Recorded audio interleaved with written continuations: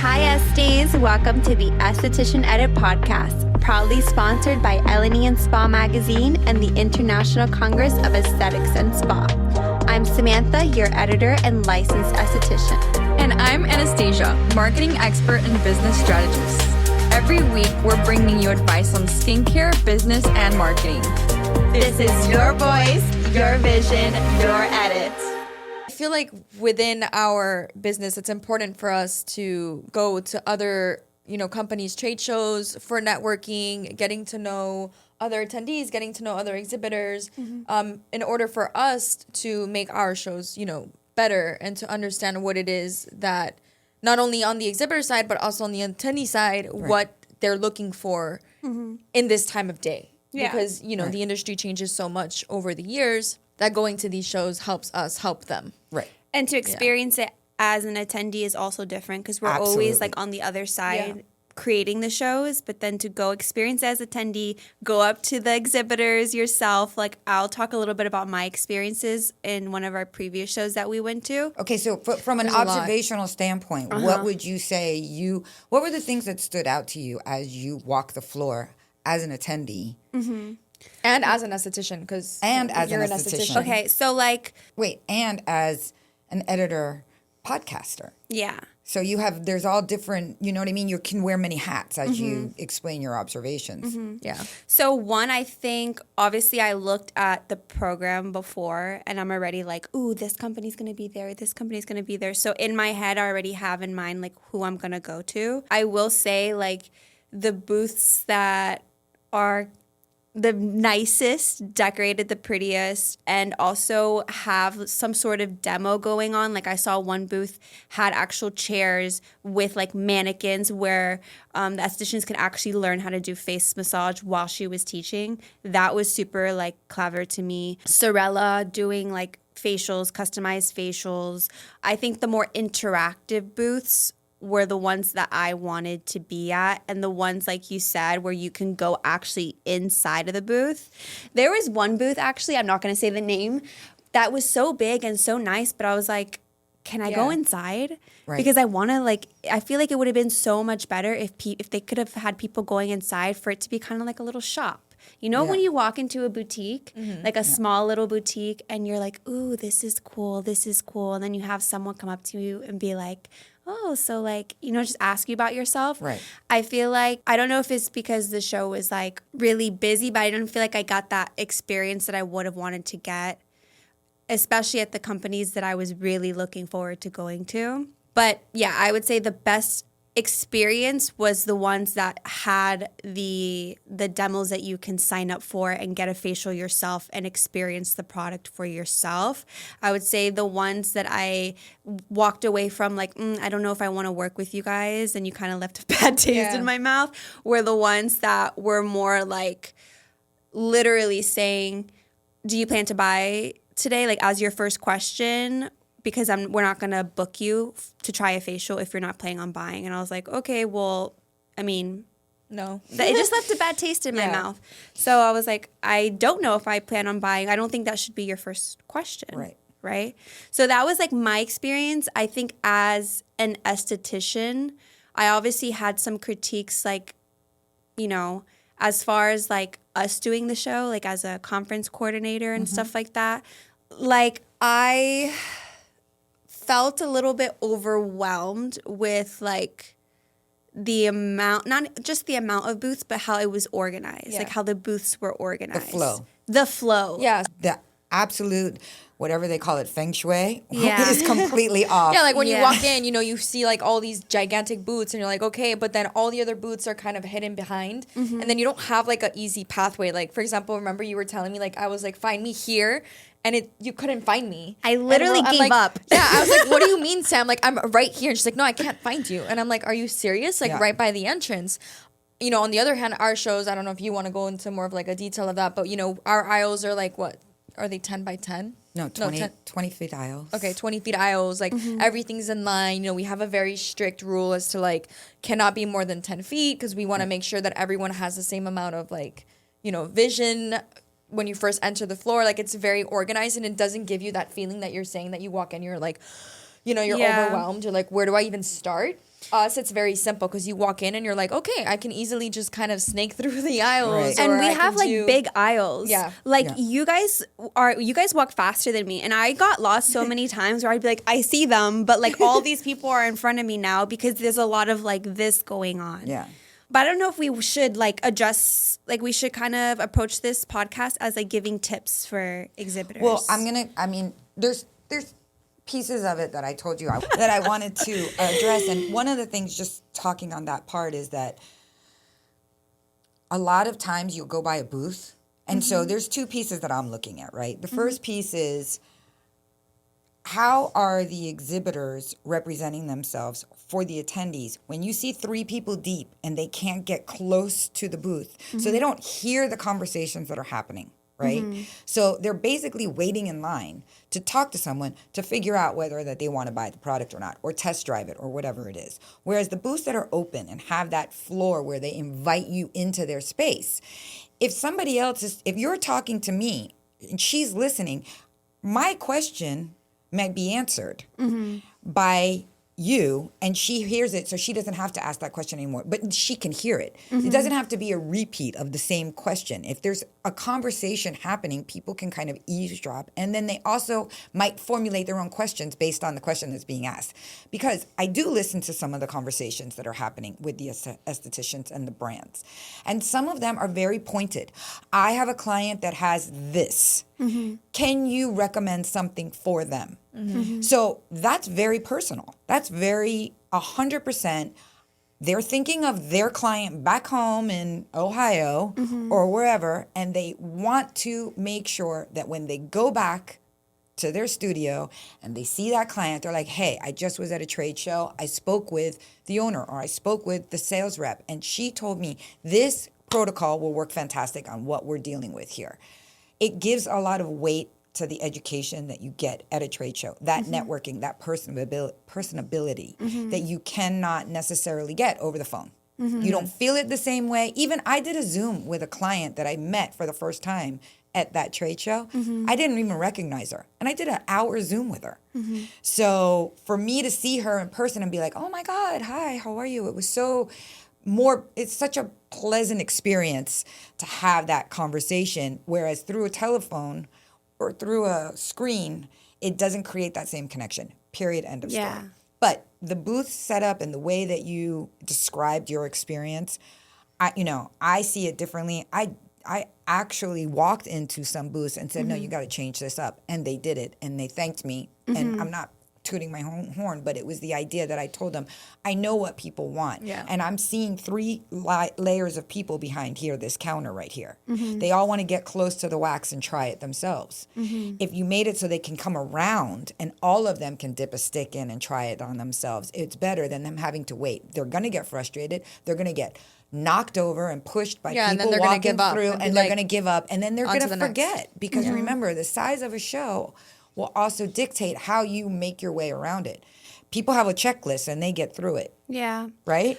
I think like a good solution to that also, because I used to work for a company, I'm not going to say which one because it's kind of embarrassing, but where I did like sales, and we had like a little trailer where people would come in and we would sell them this product, but we always had a manager, and the manager was more of the person that like they would sell when it would get really, really busy, obviously, because it's like, hey, can you help out? But that would just oversee. Like, I feel like you need someone that, because you get so sucked into it, especially when it's busy, you kind of need someone to be like, oh, look, these people are waiting. To be like the person that's like kind of guiding, that's kind of talking to the team, being like, hey, this person's ready for you. Like, just being aware. Because we like had having that one awareness. team of like in the team that you're in, having one person that she can even engage with them while they're waiting to get to the table or get to the demo or ask for and going back to what you said about like your experience as an esthetician, also as an editor, and like as us working in the same industry, like the live demos are so important, which Danny always like points out to the exhibitors, like, it's so simple for you to just add, you know, a chair or a bed to your booth and offer those services, because everyone does want to try before they buy the, you know, the product. Right. Just like you said, like we you know, signed up for that and we both got to experience it and it felt really good.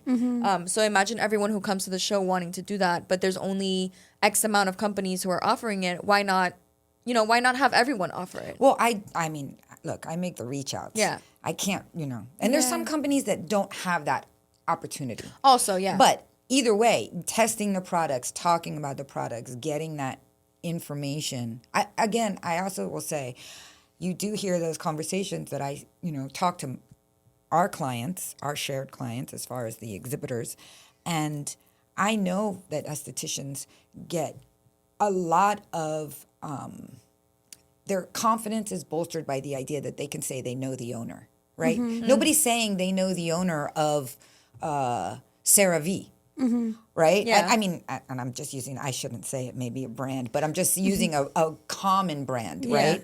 But lots of people can say they know the owner of Eminence. Lots of people can say they know the owner of Sorella or Circadia. I mean, he's a bigger than life Michael. presence, right? Yeah. But every company, and which leads into another thing, which is what I love about this industry. So 16 years in, I will tell you that it's a family-oriented business because a lot of the companies that we work with are family operated and owned. Yeah. Husbands and wives, mothers and daughters, parents who started a business. Now their kids who I met 15 years ago that were in junior high are now running the business. Yeah. Or they're the social media manager because they understand that side of it and their parents are, you know, like trugging along, but they Yeah. don't know what to do on social media or, you know, that piece.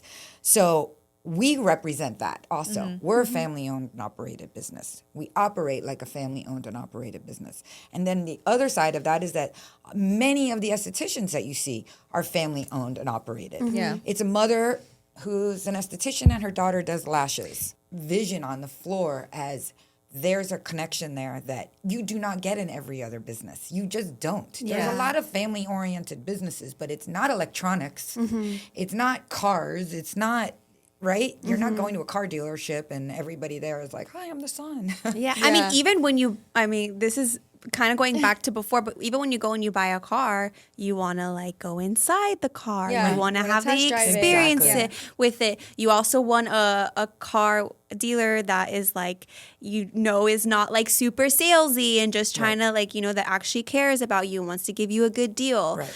I think that if companies would approach this like the same way that estheticians do, like when an esthetician has a client that comes in, how are they going to sell your product? They're going to use your product on the clients. They're going to talk about the products as they're using it. So I feel like they should be approaching that in the same way when doing the live demos. Like these estheticians need to experience the products for themselves if they're going to be the ones selling my product. Because this is like a long-term partnership where they're going to be like the ones getting your product out there.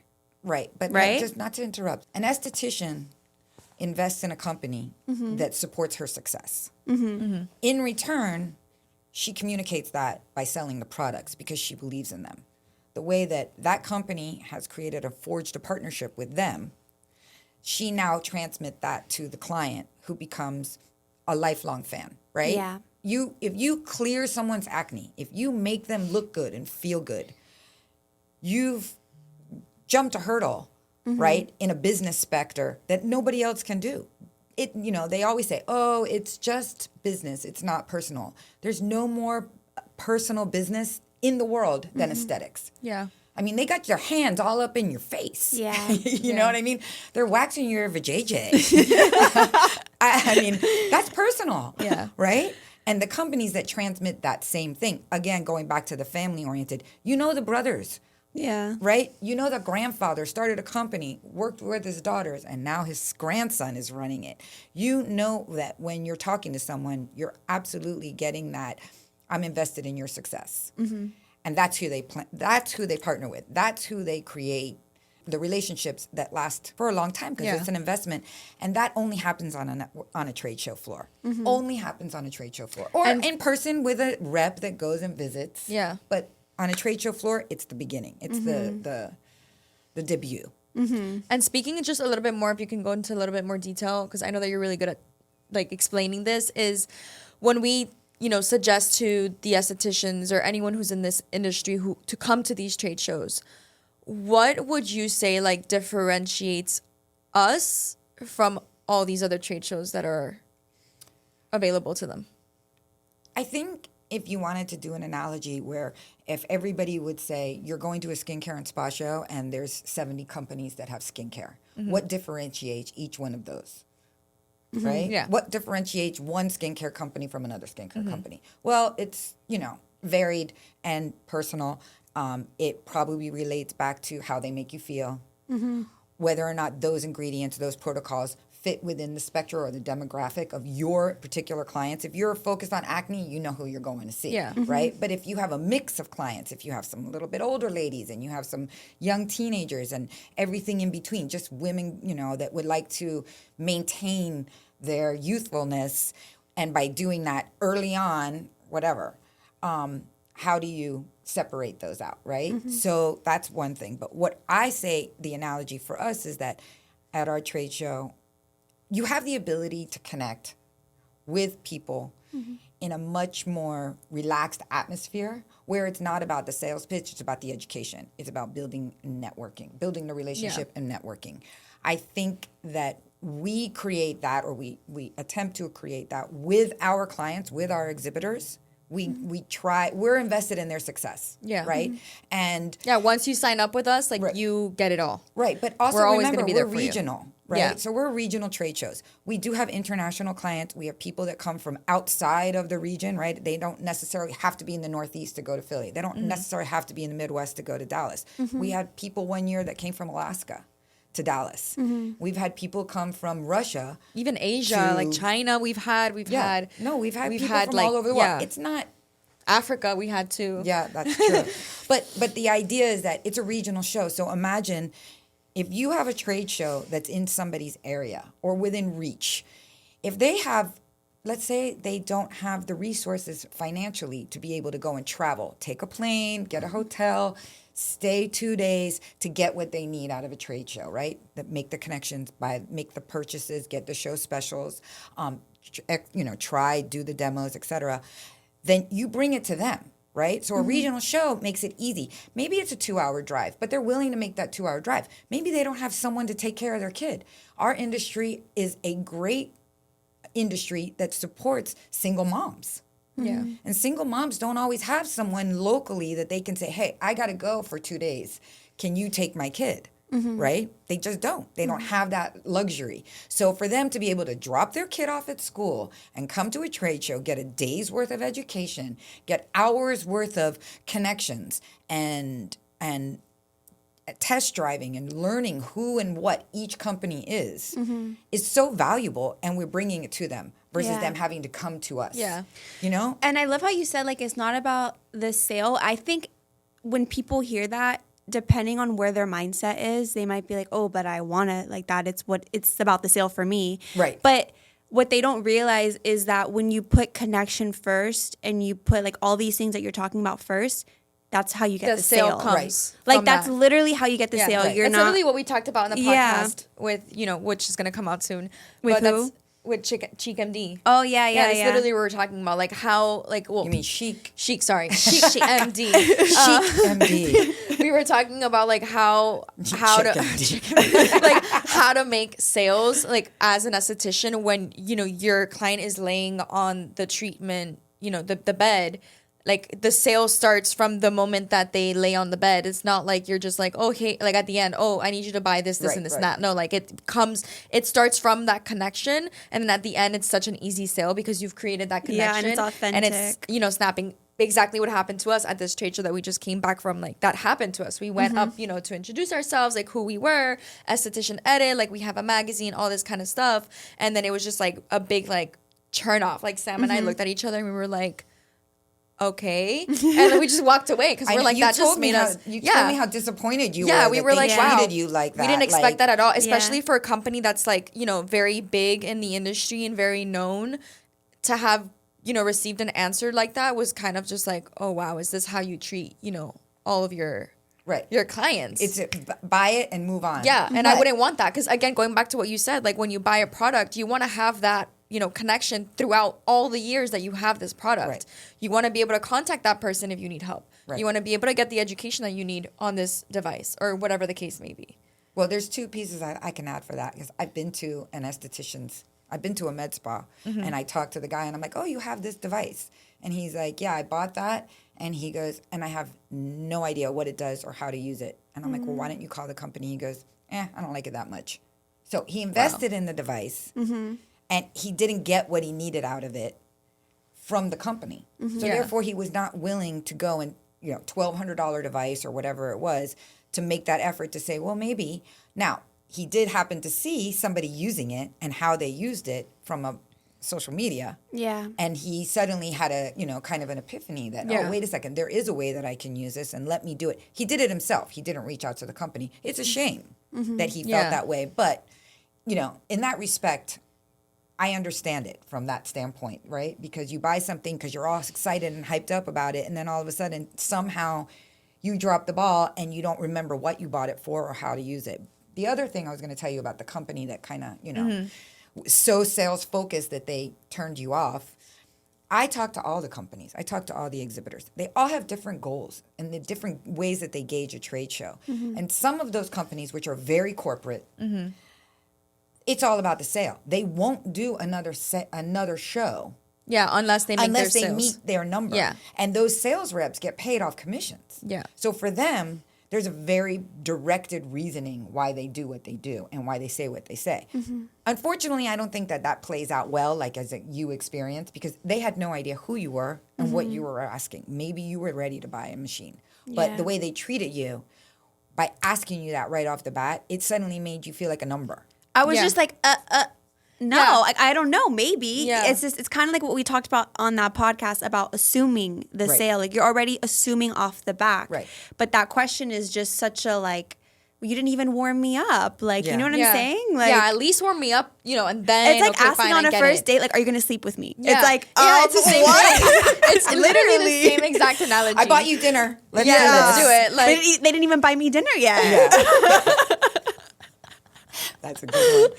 I like that. I was going to say, because you kind of asked her about like what makes us different. I kind of wanted to go into that a little bit more, like our customer service as a smaller team, like what that We're looks. 5 people. Yeah. yeah. So 5 people run the entire show. Just so you guys can And understand it, nobody- because I don't think we've ever sat down They and have 4 actually, people in a booth yeah, at our show. like we've That's never 10 by sat down 10 and feet. actually spoken about the way that we work here. We are all one person. So we are our own departments. I'm the marketing department. Danny is anything show related, exhibitor, sales. Sam is the editor for the digital magazine. Then we have one operations, we have Conference director. Yeah, one conference director, two art directors, and then we have one web developer. Yeah. And then of course the accountant. But they- we're so small, and what we've gotten a lot of feedback from this from our own clients is that when they call, when there's an issue with an email, or if there's an issue with like, oh my God, my booth number is wrong on the website, whatever, you call us up, the person picking up the phone is one of us in the office. Like, you're going to get a hold of whoever it is that you need to talk to, and we're going to make it happen in less than like 5 minutes. Right. When there's bigger trade shows that have more like you said, corporate, whatever lifestyle, there's like 5 people per department, and it's extremely hard to get in contact with that person that you're trying to get in contact with. So that's a big differentiation, I would say. And then also going into like our education, I don't know if you want to pinpoint that, since you were the one who chose the conference speakers this year. Yeah, and it's like not to toot my own horn. Well, like even so, like Esthetician Edit was first created as a way for us to connect with estheticians. So we would actually go, and we still do it. Yeah, when was this? When did esthetician become a thing? Like 2015. Like in 2015. Yeah. So we used to have it as a blog, and it was online and in the magazine, and it was us going to get treatments done and actually talking to the estheticians. And when I actually first started here as an assistant, like that was my way of kind of figuring out, like, okay, have you gone to a show? We used to always ask, like, have you gone to a show? What did you like about the show? What didn't you like about the show? What do you like about this company? Ooh, give us the tea. Like, that's how we got our information.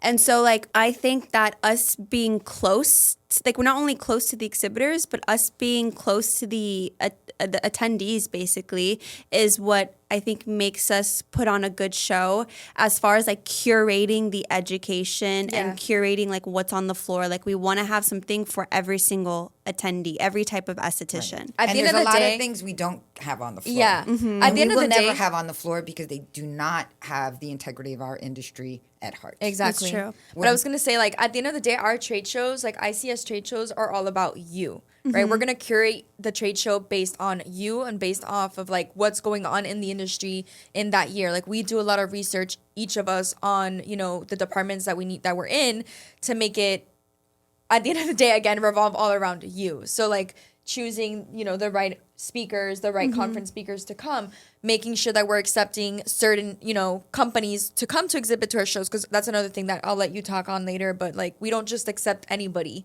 You know what I mean? We go through this process where Danny, will go and do her thing, and then it's either you're accepted or you're not accepted. We're not just gonna, hey, I have a skincare company, I want to exhibit. Right. We don't. Like, no, you see, going back to like the sales, that's kind of like what we do too. Like, yeah, we want your money, but in the same time, it's like, no, we don't want your money. Like, we want what's best for you and what's best for the clients that come to our shows. Because at the end of the day, we don't want you to come and exhibit if the clientele that you want or whatever has nothing to do with our industry, or it's not gonna help you. You're not gonna make the sales that you want to make. Right. So there's a lot that goes into it. Yeah, like I feel like you genuinely care about the exhibitors. Yeah. We genuinely care about like the estheticians. And also to the educators. Like I'm always like trying to pick educators too that like to lift them up, because a lot of these educators have been an esthetician for so long, and like this is like their next step. Like this is so important to them. So even like picking the educators for me is always fun. Yeah, and it's super, it's really nice because every year we do make sure that we change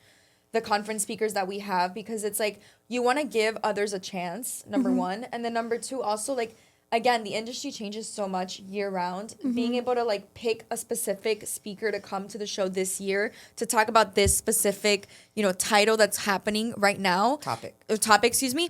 Like for example, holistic, right? Like we were saying that holistic is something that's huge nowadays. So like finding a speaker who's holistic based, or, for example, business classes. Like a lot of people unfortunately don't understand the way a business runs. They don't get the whole finance part of it, all that stuff. So long story short, you do a really good job in deep diving and trying to find those speakers. And this year's lineup is actually like insane. So don't miss out on that. Just one reminder, we don't have any conferences this year in Dallas. We're only going to have workshops, which those are sponsored by the exhibitors. And then I don't know if you want to go a little bit into detail with like the speakers that we're going to have this year with their topics. Yeah, so our speakers, we curated like a group of speakers that kind of tailors to every single esthetician, but at the same time has like the common theme of that they're a successful esthetician that knows how to run a business.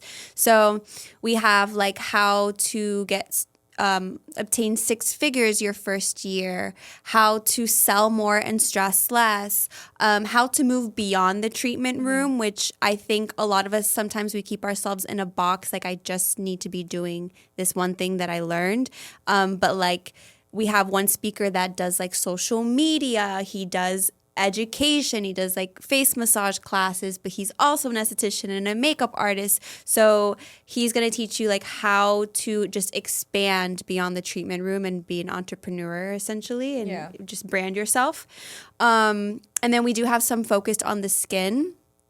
And so, yeah, we have one that's about how to treat multicultural skin, which is, I think, a topic that's super important. And then one on gut-skin connection. Yeah, so you see a little bit of a mix of everything for you. Yeah. One thing that I have to say about our trade shows, any trade shows that I've ever been to, whether our industry or unrelated to our industry, because I do sometimes check out other trade shows just to see how they do their floor plan, how their exhibitor, is worked out. And from jewelry to Comic-Con. I mean, I've seen quite a few. If they happen to be in the vicinity, I'm checking them out. Just from a trade show producer vision, right? From a vision, it's a show. Standpoint. It's a show. So I will say this is that I love the energy and the excitement that you get when you hear attendees, especially first-year attendees, get excited to be there. And then you see that excitement and you feel it. But there's also that energy that you get from being amongst your peers and the inspiration that you drive from that, because you look around a room and there's thousands of people that all have the same singular goal, to do something that they love, do it well, do it with the right companies, and build this industry. I will say, from an outsider's point of view, what I sometimes feel is the missing element is that aesthetics or estheticians do not build themselves up enough or take enough pride in the work that they do, because it's so much deeper than just throwing, skincare on somebody's face. It really is creating a self-esteem within the person that's doing it. You're changing their life in a really weird way. You don't even realize it. But I know when I get my eyebrows done, I feel much better than I did before I walked into the shop. Yeah. So I feel like that energy permeates throughout the show. And when I see somebody who doesn't go to trade shows, right, who says, "Oh yeah, I did that when I was in school. I had to go when I was in school. I had to go to a trade show." I'm always like, "Yeah, but you can tell you're not inspired by your industry. You're catching a check." I was literally going to say that. Right? And I can feel it.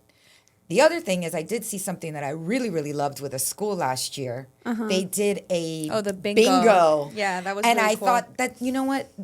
Student estheticians are really and truly the foundation of this business. Wait, what's the bingo? It was like a bingo card that Yeah. said, like, you got to go to this booth and get this, or you have to go to this class Oh, and like learn a this. scavenger like hunt? kind of like a Kind of like a scavenger hunt, scavenger but they hunt, made but it had like to a check bingo it card. off, Yeah. each thing, and they had to ask a question. They had to go to a particular booth. So the school was actually supporting the brands, because they said very pointedly, you have to go to Farmhouse Fresh. Yeah. And they had to go to Farmhouse Fresh Yeah. and get some kind of proof that they went. I don't know what it was. Maybe they had to get a sample, or they had to, ask a question or get a pamphlet, but they had to do it. And it was very, very interesting. And then this is what I'm going to lead you into another piece, is that we produce a trade show. We attempt to bring in the best exhibitors, right? We're discerning in the choices on the people that are on that floor. We make a pointed effort in making sure we bring literally professionals. Yeah. Okay? Not scammy, aggressive salespeople. Yeah. Yeah. That I'll end on that note. But because we're producing a trade show, right, and we're trying to bring the best attendees as well as the best exhibitors, you have to imagine we can't tell attendees where to go. We can only point them in the direction of, here's our trade show, here's our education, here's what's going on the floor, the demos, the show specials. These are the brands. But as a brand, as an exhibitor, it's very important for you to take control of your own success. And you can ensure the success of your trade show if you break it down into small pieces, right? That small pieces, I'm here, I want my goal to be $5,000. That's $50 from 100 people. There's thousands of people on the trade show floor. Yeah. $50 from 100 people is a very small goal. And I'm talking about smaller brands. Obviously, bigger brands have bigger goals and bigger, they're looking for the long-term partnerships. Not that the small ones aren't, but if they really are looking to branch out and reach a new audience and get their products into the hands of people, and they want to do it risk-free, then they need to plan that show from the minute they sign up to the minute they show up on the trade show floor. Their education, they need to make sure that workshop is going to have 50 to 75 people coming in before they ever step foot into the trade show, attendee-wise. And here's the reason why. There's a lot of competition, and it's not necessarily dollars. It's also eyes. Yeah. Right? And if people are interested, that's 50% of the sale. Yeah. If they're interested in coming to your class, if they chose your class over somebody else's class, they're halfway there. Now you have to give them the reason why they want to partner with you, what it is that sets you apart, and what it is you will do with them to support their success. Yeah. That's what happens inside the classroom. Bringing them there before it starts is half the battle. Yeah, and how do you do that? Well, I don't know. From a marketing standpoint, I like, don't but know. you do Well, know. 'Cause, I do know, Yeah, like but- we talk about, like Danny and I, we talk about it all the time. Like, this is, specifically for exhibitors. Like, when you sign up for the trade show, whichever trade show it is, from that moment, like Danny said, from that moment that you sign up to the day of the show, you on your side also need to, market yourself. Think about it. If you have an email list with, let's just say, I'm just going to throw out a number like, I don't know, 5,000 clients that you can send, or even 500, it doesn't matter, or even like 100, from so small to so big. But if you start sending those emails, like let's just say maybe you send one a week, or you send one a month, or whatever it is. Exactly. Sending an email. Exactly. Sending an email, posting on social media, not only on post, on story, LinkedIn, Facebook. There's so many, opportunities out there on how to promote yourself. But, we on our end as a trade show, of course, are going to market you. But think about it this way. We're marketing you, and we're also marketing the 100 plus other, exhibitors who signed up. And education. And education. And we're marketing the show. And every, it's kind of like a music festival. Yeah. And obviously everyone's going to come see the headliner and stuff. Yes. But like if you want them to come see the smaller bands, like you have to promote yourself.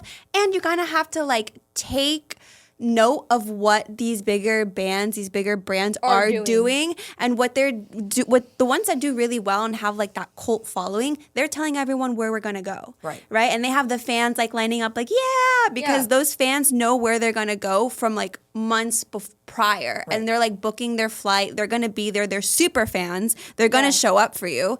So like I think what you guys are saying is like, I don't understand why it's not being done. And wait, I just want to say something a little, like, I just to like get more into like detail with that. So it's like you have all the opportunities to promote yourself, whether it be through email, whether it be through social media, whether it be through advertising. A lot of places, we offer advertising. Other people offer advertising. There's so many. I'm not gonna say this outlets. There's no reason as to why you're not advertising. Like, what is your reasoning? What is your excuse as to why? And I'm gonna tell you this one thing, and I know that this might sound like very like aggressive to like exhibitors, not only who exhibit in our show, but just in general other shows. It's like, promoting yourself a week before the show is too late. You're wasting your time at this point because the people are already here. You know what I mean? They've already bought the tickets, and they've already seen what's going to be there. You out of like the one out of like 150 or 200 plus that are there, you're like a little ant. And unless you've done something, they have no idea who you are, what you're doing, what you're going to be offering. And another little pinpoint that I think is super important is like when you do market yourself, right? Have an incentive. Attendees, just like when you shop, right? When you shop for like a clothing brand or whatever it is, like they give you like, put your number for 15% off or, free shipping or something. Like getting a little incentive makes that person so happy and so excited. So putting a little incentive, like, show up to our workshop and get a free sample size product, or promotions, again, show specials, like, I don't know, get 50% off when you open an account with this much amount of money. Like, you gotta work for it in order for you to get the clientele to come to you. If you just sit there and do nothing, then I'm sorry to break it to you, but nothing's gonna happen and no one's gonna show up to you. Like, at the show that we were at, I noticed a lot that there were a couple companies that you would walk by and they were just sitting there by their booth. On their phones. Like, that is the number one no. Like, you don't do that because, no.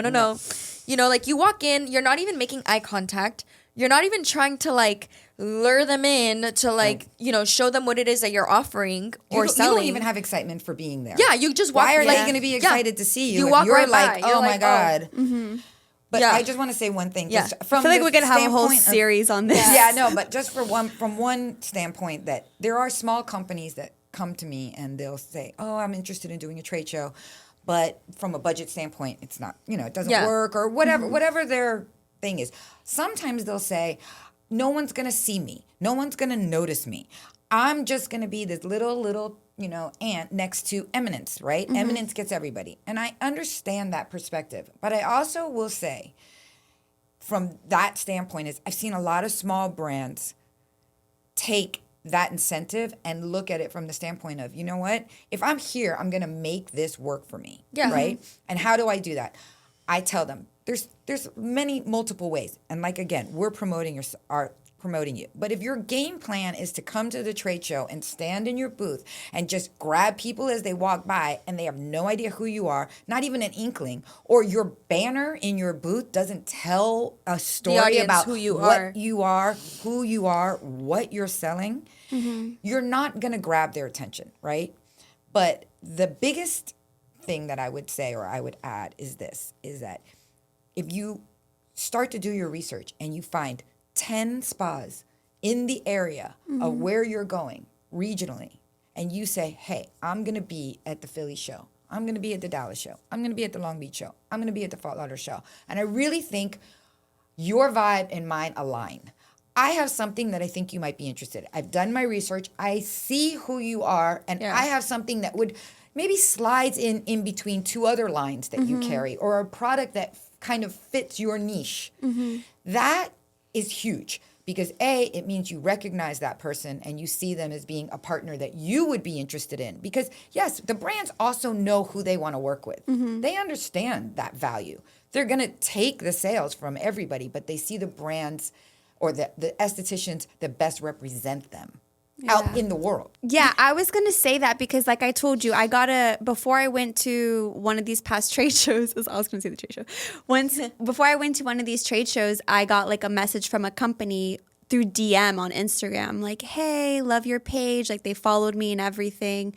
We're going to be at this trade show. Like, hope to see you there. Please stop by our booth. Right. Like that's doing your research, really seeing like, I mean, I don't even know how they figured out. I guess they saw like because the way that it works on social media, like you can type in like holistic esthetician Miami or holistic but I wasn't even in esthetician- Miami. I traveled to go to the show, so I don't know how they did that. But I would like look up like, okay, if you're going to Dallas, look up like spas in Dallas. But also don't just look up at spas. Look at like solo estheticians and stuff. Especially if you're a smaller company. Like I think you would be surprised how many estheticians want to stand out from other estheticians and have a brand that's unique and different. Like I'm that type of esthetician that is honestly, I don't really like to be mainstream. So I'm going to try and find a brand that's unique that my client has maybe never heard before. But oh my God, this is like the best brand ever. This is like the hidden gem, because my clients are kind of like that too. So there's a lot of estheticians that are looking for brands like that. So don't think that you're like, a small ant that no one's going to notice and stuff like that. If anything, they're looking for you. Yeah, they're looking for you. And that's what I was going to say too. Like, I don't know if I should say this. I'm just going to say it and then we can decide if we cut it off or not. But like, as an exhibitor for our trade shows, like we do so much for you. Like whether you advertise with us or not, just by signing up, we're going to do everything possible to advertise you organically, right? So we push out emails, right? We have like 3 to 5 emails that go out weekly. No, sorry. We way have more more than than that. that. So I was going to say we have like 15. well, we have a bunch of emails that go out weekly. We have our social media platforms, not only Instagram, also Facebook, also TikTok, with Esthetician Edit, the podcast. Like we have so many opportunities and so many ways to promote you that you don't need to necessarily worry about that. But again, you do need to do your own research and your own reach outs. They have to do their own research. Yeah, you have to do it. You have to do it. We're promoting everybody. But that's what I'm saying. But it's like also as an exhibitor with us, like we're going to do everything we possibly can, and we're going to do it right, and we're going to do it as much as we can. You know what I mean? Like there's certain companies like you said, like the smaller ones that we were able to get to our show that are scared about that. We go and we tell them. Exactly. That's what I was going to say. For me, just so that you know, yeah. For me, it's always exciting to see my faves, right? The Circadia, Eminence, Skin Script, Farmhouse, Sorella, yeah, like Sorella. Circadia, I all mean, the big and ones, you know what? Procel. And they have a cult following, and they absolutely bring 100% value to the show, right? Their presence, their education elevates the show in a way that you can't put a cost on, right? But those little companies, those rookies, they inspire me. They've decided that they have something fantastic that they want to introduce to the world, to aesthetics world, and they say, "Oh, this might be a good place." Because, think about it. You could go on knock on doors for days and days and days and days, and not see the same amount of people as you'll see in 2 days at a trade show. Right? Yeah. They walk right past you. They walk right up to you. They are looking for that. And those small brands, those rookies, I feel like they bring an extra added little flavor to the shows because they're really showing estheticians like, hey, you know what? There's so many avenues. There's so many avenues and there's so many ways to reach and touch your clients. Yeah. And I've come up with something that I think you might want to maybe try out, and I'm sharing it with you. And they're excited and they're enthusiastic about their product. And that also is transmitted in the cabin. When you are selling something that you love, it shows. Yeah. Wait, what cabin? I mean, your I'm sorry. studio. The studio. I'm Like your sorry. spa. I'm sorry. I meant studio. I say cabin because they used to call it cabins. Oh, How many okay. cabins do you have? I have 3. Oh, 4. okay. Yeah. So studio. Like little rooms or Yeah. treatment rooms. And like what you said about estheticians looking for brands that stand out or make them stand out. Yeah. Sometimes it's a niche brand that fits within perfectly one of the larger brands because it's just one product that complements it. Yeah. That they don't necessarily see as being that, or it's something that they've created with a particular person in mind, like Civ, for example. yeah. Oh, Civ Civ has- is awesome. Right. So Civ has We a love great you, product. Civ has a great product. We definitely see the value in it, but it's one product. One Yeah, just one. singular product. And how many estheticians use it along with their big, huge lines or their little itty bitty lines, but they use it because they have someone for it. Because they're looking for something different. Right. They're looking Yeah, and to the to bring- formulation and the ingredient and the way that it, like Civ is super, super results oriented. You know, they do a really good job. You know what I mean? Like, no, but they that's do a my- really good oh, job and in marketing here's my themselves. other But piece. wait, can I there's say one- one okay, thing go about Civ? I think the reason why they honestly have done such a good job in such a short period of time is because they do what we were just talking about. Like they DM'd me months ago when as soon as I followed them, they DM'd me and they said they were going to be like at the Miami show and stuff. And they said, "Hey, do you want to hop on a call?" Like they warm people up, Right. Yeah. and they really care about the esthetician. Yeah. So you feel as an esthetician, especially like going to a big show, you feel safe because sometimes these estheticians go by themselves too. Right. And so you're like, who am I going to go up to? I'm going to go up to the brand that wants to talk to me. Right. Just pointing out what you what you just said about like a lot of estheticians going alone. These trade shows build such a community Yeah. that the stories that I've personally heard of like someone meeting someone at the Miami show and then guess what? They're going to the Dallas show together. You know what I mean? Like the community that we build with putting together these shows is crazy. And then you find your Esty bestie and then you end up, you know, following. Or doing business with them. Or you collaborating. see somebody you follow, right? Yeah. You follow somebody, and Exactly. then all of a sudden you're like, you inspired me. I hear that all the time. That's like us when we were at this trade show. We had people come up to us and we're like, "Oh, you're esthetician edit." We were like, "Yeah, we love what you do. Like, we love Yeah. your episodes and stuff like that." That gives you reassurance. So same thing with estheticians. Like, you know, those who follow each other. Like, for example, Sam. Like, you know, she just started her own, you know, business, and I'm super supportive of her business. And every time I see her post, like, I want to, you know, DM. I want to like. I want to comment because her work. She's putting in the work. Right. You know what I mean? At the end of the day, that's all it comes out. What it comes down to. If you don't put in the work, you're not getting anywhere. You're not getting anywhere. Put in the work. Now we're talking. Listen, there's one other thing that I wanted to say, and this is something for you. But it's when these companies come to trade shows, ideally, I think that people also want to see something new, right? So product launches are a great way to pull people in because if you have something that nobody's seen, and this is the first time being offered in, you know, live in a trade show for people to try and do, and then, excuse me.